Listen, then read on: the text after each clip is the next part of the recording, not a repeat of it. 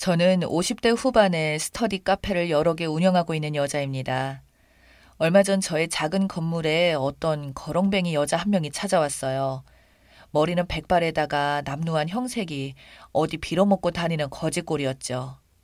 청소해주는 아주머니 말에 의하면 자주 왔다가 서성이다 가곤 했다고 했습니다.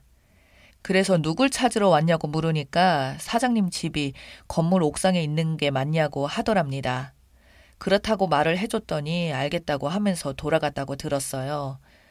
도대체 누구길래 백발의 할머니가 나를 찾는 것일까 하고 궁금해했었죠.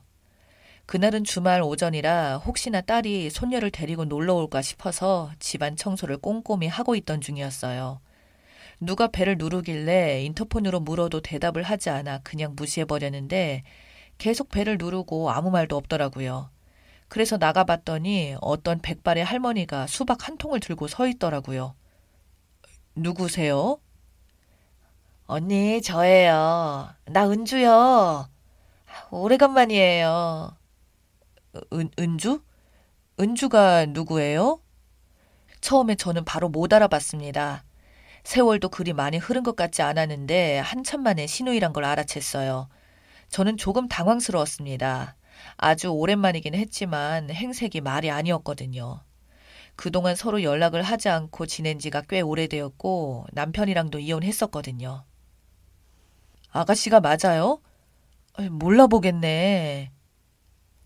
언니, 이럴 게 아니라 들어가도 돼요? 일단 들어오라고 했습니다. 수박을 사왔다면서 건네주는데 별로 반갑지가 않더라고요. 하지만 일부러 찾아왔는데 모른 척 할 수가 없어서 들어오라고 했습니다. 신우에게 제 아들과 딸은 결혼해서 멀리서 잘 살고 있다고 말해줬는데 저에게 얼척없는 말을 하더라고요. 이 넓은 집에 언니 혼자서 사는 거예요? 아무도 없어요? 그러면서 말을 조심스럽게 꺼내더라고요. 언니 좋겠어요. 사실 나는 갈 데가 없어요. 모텔에서 지내다가 고시촌에서 지내다가 거기서 받아주는 데가 없어서 찾아왔어요. 그러면서 신세한탄을 했습니다. 승민이는 어떻게 하고 갈 곳이 없다고 하는 거예요? 승민이는 신우이의 하나밖에 없는 아들인데 며느리랑 함께 산다고 알고 있었기 때문에 물었는데 제 앞에서 펑펑 눈물을 쏟으면서 말해주는데 믿을 수 없는 얘기라서 한 귀로 흘러버리기로 했어요. 백발의 노인이 되어서 나타난 신우이의 장황한 말을 듣자니 사연이 꽤 길었습니다. 신우이의 하나밖에 없는 아들인 승민이가 결혼하면서 며느리와 함께 살 적에 착한 며느리라고 생각해 신우는 남긴 돈도 다 맡겼다고 했습니다. 그 돈 받은 며느리가 날이면 날마다 밖으로 나가라며 매일 밖으로 쫓아냈다고 하더군요. 신우이가 척추 협착도 있고 관절염도 있어서 손주들도 돌봐주지도 못하고 집안일도 도움이 못 되니까 며느리가 밖에 나가서 바람 좀 쐬고 오라고 내치더라고 합니다. 며느리의 짜증 섞인 잔소리와 등살에 못 이겨서 할 일 없이 겨울에 돌아다니기도 했고 그랬는데 승민이에게 아무리 하소연을 해도 그냥 며느리 말만 믿고서 며느리가 육아에 살림에 지치고 그러니 많이 참고 이해해달라고만 했다네요. 그러다가 어느 날인가 며느리가 손에 돈을 쥐어주면서 친정 식구들이 집으로 오기로 했으니 어머니는 밤늦게나 집에 들어오라고 해서 갈 곳도 없고 만날 친구도 마땅치 않아 며느리가 준 돈을 가방 속에 넣어 낮에는 공원에서 내내 돌아다니다가 저녁이 되어서야 아들네 집에 갔더니 이사가고 없었다고 합니다. 이상한 사람이 벌써 와서 살고 있으면서 자기 집이니까 아들네 집을 찾아가라고만 하더라고요. 아들과 며느리가 자기를 버렸다고 하면서 펑펑 울었습니다. 승민이와 며느리가 연락처도 다 바꿔버려서 연락이 완전히 끊긴 상태라고 하면서 전생에 무슨 죄가 많아서 자식한테 이렇게 버림받았는지 모르겠다고 서럽게 울더군요. 나한테는 언니밖에 없어요. 남편이 있기를 하나, 나를 데려가 줄 자식이 있기를 하나, 다른 형제가 있기를 하나, 나한테는 언니밖에 없어요. 그러면서 드디어 본심을 말하는데 그동안 세월이 참 많이 흘렀고 살 곳 하나 없다니 쓸쓸하단 생각을 했습니다. 언니, 나 여기서 무슨 일이든 시키는 일은 다 할 테니까 여기서 함께 살게 해줘요. 언니도 혼자서 사는 것보다 저랑 말동무하면서 살면 좋잖아요. 내가 살림은 다 할 테니까. 그래서 제가 어이가 없어서 그랬습니다. 척추 협착에다가 관절염으로 며느리 살림도 못 도와줘서 쫓겨났다면서 무슨 내 살림을 한다고 뻥을 쳐요. 아가씨는 내가 아직도 만만해 보여요? 돌아가요. 가서 수박 들고 아들 며느리한테 가서 사정해 보시던가요. 라고 하고 사온 수박을 가져가라고 도로 현관 입구에다 가져다 놓았습니다. 그랬더니 제 바지가랑이를 붙들고 울며 불며 세상에도 더 이상 없을 것 같은 불쌍한 모습으로 사정을 하더라고요. 언니, 내가 오죽하면 언니에게 찾아왔겠어요. 제발 나 좀 살려줘. 라고 하면서 절대 저희 집 밖으로 나가지 않겠다고 버텼습니다. 참 예전에도 그렇더니 진상이 따로 없더라고요. 자기는 밖에 나가면 거짓 신세인데 내쫓고 싶냐면서 하늘에 있는 오빠를 봐서라도 그러지 말라고 사정을 했습니다. 할 수 없이 경찰에 신고를 했어요. 수소문 끝에 신우의 아들인 승민이와 연락이 되었습니다. 승민이를 만나고 알게 된 사실은 신우이는 치매 증상이 있다고 했어요. 며느리와 아들이 내쫓았다는 말과는 다르게 성질이 갈수록 변화무쌍해서 함께 살 수 없었다고 했습니다. 그래서 며느리가 내쫓았다고 생각했던 것 같다고 하더라고요. 승민이와 신우이의 말을 들으니 정신이 온전치 않은 것은 맞는 것 같았습니다. 승민아, 여기가 내 오빠 집이야. 오빠가 이렇게 크고 좋은 집에서 산단다. 오빠 집이 내 집이나 마찬가지니까 나 여기서 언니와 함께 살란다. 얼마나 좋아. 이런 새 집이 생기다니 내가 언제 이렇게 좋은 집에서 살아보겠냐. 승민이가 나가자고 해도 자기 오빠 집이라고 여기서 산다고 난리를 치더라고요. 아무튼 아들 집이 얼마나 싫었으면 저럴까 싶기도 하고 참 불쌍해 보였습니다. 하지만 그뿐이었어요. 집을 알고 있으니까 또 찾아올까봐 걱정이 되더라고요.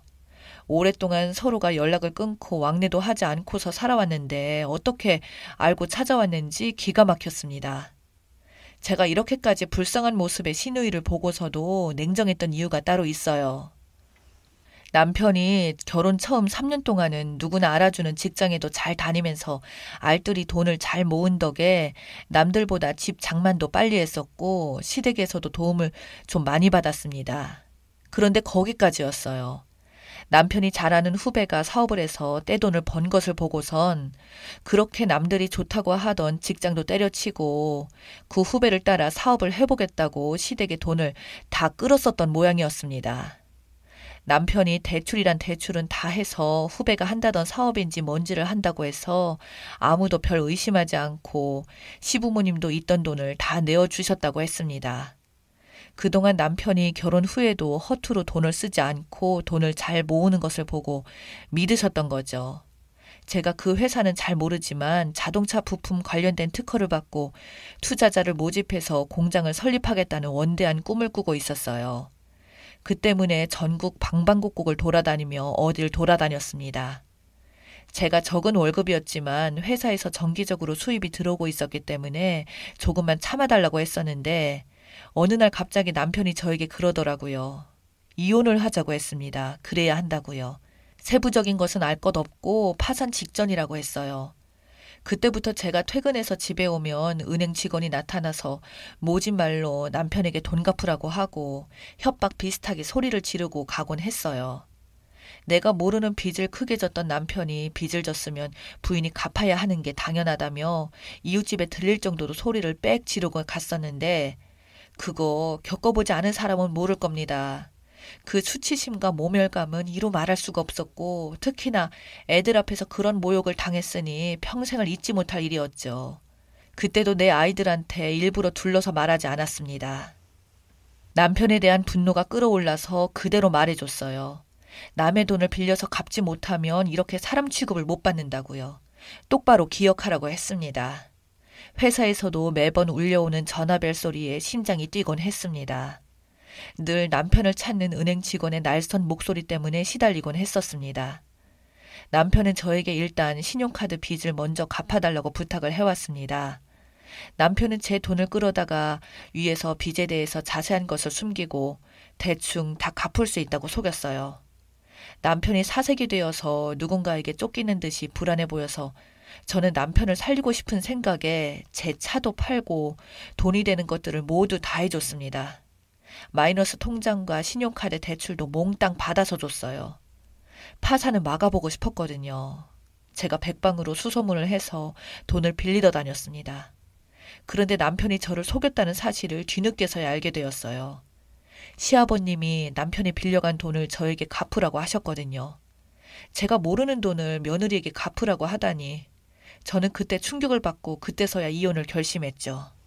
며느리 몰래 아들에게 돈을 빌려주고 가장 힘들게 버티고 있는 며느리에게 갚으라고 하다니 카페는 완전히 우는 것 같고 무기력했어요. 어쩔 줄을 모르고 저한테만 매달렸고 한 번도 이전은 사람들한테 이런 대접을 받아보지 못해서 적잖이 충격을 받고 속이 답답했습니다. 저는 여기저기서 급한 대로 빌린 돈을 들고 은행으로 직접 찾아가서 단판을 지었고 본사의 높은 사람까지 만나서 어떤 일이 있어도 갚을 테니까 이자를 올리지 말라고 내리라고 했습니다. 그렇지 않으면 어쩔 수 없이 파산 신청을 할 수밖에 없다고 했어요. 남편은 바보같이 제 뒤에 숨어서 저만 따라다녔습니다. 그렇게 한숨 돌리게 되면서 남편이 공사판에서 막노동을 하더라도 매일 나가서 닥치는 대로 일하라고 했어요. 이혼할 겨를도 없었어요. 당장에 해결할 일이 쌓여 있었기 때문이죠. 남 탓할 때 저는 남 탓하지 않았습니다. 왜냐하면 스스로 인정하지 않으니까. 걱정도 되었기 때문입니다. 그때 당시에 저는 차도 없이 회사 출퇴근하는 것은 문제가 되지 않았었고 잠도 4시간 이상을 자본 적이 없었어요. 어느 날 급한 불을 끄고 한숨을 돌렸다 싶었는데 퇴근해서 집에 오니 시누이가 와 있더라고요. 무엇이 그렇게도 기분이 좋은지 생글생글 잘도 웃으면서 명품백에다가 잔뜩 치장해서 집에서 저렇게 기다리고 있었어요. 그러면서 저를 보자마자 그러더라고요. 아, 올케 언니, 왜 이리 오래 걸렸어? 얼마나 기다렸다고. 배고파 죽는 줄 알았네. 오빠, 나 아는 사람이 가게 오픈을 해서 내가 한탕 내려고 했어. 식당에 미리 예약을 했다면서 나가자고 했는데 이런 상황에서 밥 얻어먹을 기분도 아니어서 싫었지만 우리 애들도 기다리고 있었는데 어쩔 수 없이 따라 나갔습니다. 그랬는데 저에게 자기가 벤츠를 샀다면서 시승식 기념으로 한번 타보라고 했습니다.